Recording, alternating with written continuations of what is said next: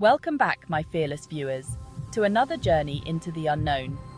Tonight, we venture deep into the heart of Hollow Creek, a place long abandoned, where the spirits of the past still linger. This is the story of the Phantom of Hollow Creek and the restless dead who haunt its dark woods. Hollow Creek was once a thriving community, nestled in a valley surrounded by dense woods. The townsfolk were hard-working, their lives centered around the creek that gave the town its name.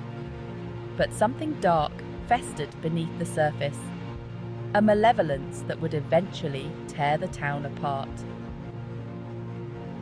In the early 1900s, Hollow Creek was a place of hope and prosperity. The townspeople were close-knit, their days filled with the simple pleasures of rural life. But in the shadow of the hills, there was a darkness, a tale whispered among the older generations of a cursed spirit that lurked in the woods, waiting for the unsuspecting to wander too close. The elders spoke of a man named Silas Blackwood, a hermit who lived deep in the woods, far from the town. Silas was a man of many secrets, feared by the townsfolk, who believed he was a practitioner of dark arts. They said he could summon spirits, command the dead, and curse those who crossed him. And so, when a series of tragedies struck the town, the blame fell squarely on Silas. One fateful night, after the mysterious deaths of several townspeople, a mob gathered, determined to put an end to the curse. They stormed into the woods, hunting for Silas. When they found him in his ramshackle cabin, they accused him of witchcraft, of bringing death to the town. Silas denied their accusations, but the fear in the hearts of the mob was too strong. They dragged him to the creek, where they hung him from a tree and left his body to rot. But death was not the end for Silas. As the last breath left his body, a curse was unleashed upon Hollow Creek. The townspeople thought they had rid themselves of evil, but they had only awakened something far worse. Silas's spirit did not rest. Instead, it lingered, twisted by anger and hatred, becoming the Phantom of Hollow Creek.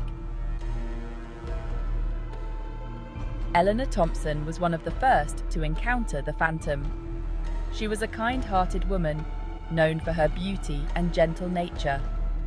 But after Silas's death, she was plagued by nightmares, visions of a dark figure standing at the foot of her bed, its eyes burning with cold fury. No one believed her at first, dismissing her fears as the imaginings of an overactive mind. But then, Eleanor vanished. The search for Eleanor lasted for days, but all they found was her shawl, torn and bloodied, near the old bridge over the creek. The townsfolk whispered that the Phantom had taken her, claimed her soul as vengeance for the wrong done to him. And so, the fear in Hollow Creek grew, as more people disappeared, drawn to the creek by the Phantom's call. As the years passed, Hollow Creek became a ghost town. Its once lively streets, now silent and overgrown. The few who remained kept to their homes, never venturing out after dark.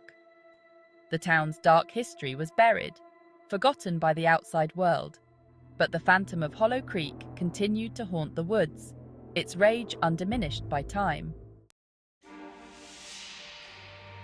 Decades later, the story of Hollow Creek was little more than a local legend, a ghost story told to scare children around the campfire.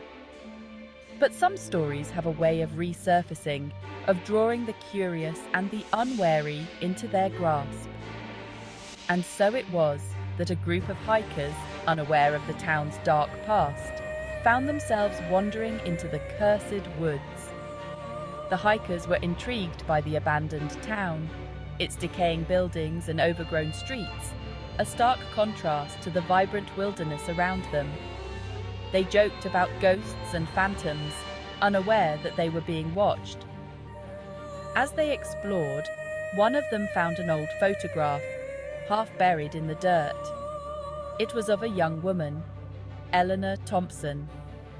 The air grew colder as they examined the photograph, and the wind began to whisper, carrying with it the faint sound of a name, Eleanor.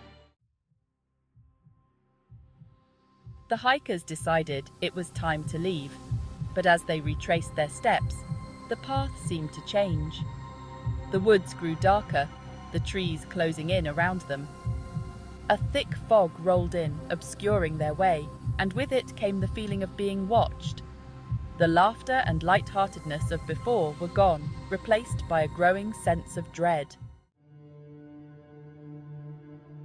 In their desperation, the hikers headed for the old bridge, hoping it would lead them out of the cursed woods.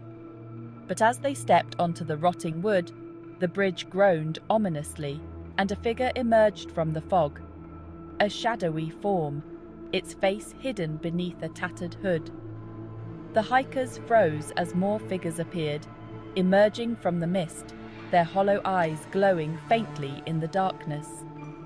The lead hiker, trembling with fear, held up the photograph of Eleanor, as if it could ward off the spirits. But the figures did not stop. They moved closer, their forms becoming more defined. Townsfolk, their faces twisted with sorrow and rage, their bodies decayed and broken. Among them, a taller figure loomed, its eyes burning with an unnatural light. It was the Phantom of Hollow Creek, and it had come to claim new souls. The Phantom raised its hood, revealing the gaunt, skeletal face of Silas Blackwood. His eyes, once full of life, were now hollow and filled with an eternal, burning hatred. As the hikers backed away, the ground beneath them gave way, and they fell into the creek below, their screams echoing through the fog. The creek swallowed them, its waters freezing cold as ghostly hands reached out, pulling them deeper into the darkness. The Phantom watched, expressionless, as the hikers disappeared beneath the surface, their struggles growing weaker until they were gone. The fog lifted, and the woods grew silent once more.